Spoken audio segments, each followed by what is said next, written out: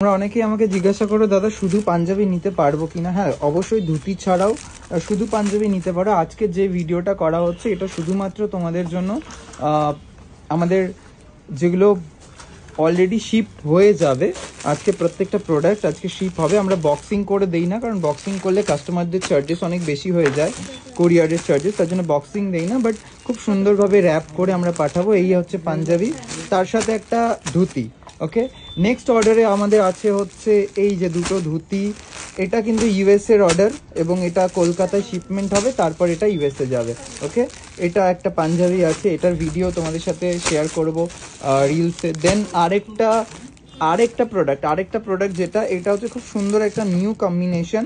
এই কাজটা আমি অন্য লাইট কালারে করেছিলাম, বাট স্কাই ব্লুর ওপরে এরকমভাবে ফার্স্ট করা হলো। এটা একটা শাড়ি, এটা একজনের পাঞ্জাবি, তাদেরই কাপল সেট। ঠিক আছে, এই একটা সেট। দেন একজনের অর্গানজা অর্ডার। অর্গানজা যেহেতু সব অ্যাভেলেবেল নেই, তার জন্য ল্যাভেন্ডার কালারটা আজকে ডিসপ্যাচ করলাম। আরেকটা অর্ডার দেখাবো। এই অর্ডারটাও কিন্তু একটা পটলি আছে সুন্দর এক দাদার। তারপর হচ্ছে এই হচ্ছে তার পাঞ্জাবি ধুতি। হ্যাঁ, এইগুলো সব প্রত্যেকটা আছে হচ্ছে আমাদের আজকে শিপমেন্ট। তাছাড়াও কিছু সিঙ্গেল জুয়েলারি আছে যেগুলো আমরা এক্সট্রা করে শিপমেন্ট করব। সব পার্সেল প্যাকিং হয়ে যাওয়ার পরে এই হচ্ছে আজকের পার্সেলগুলো।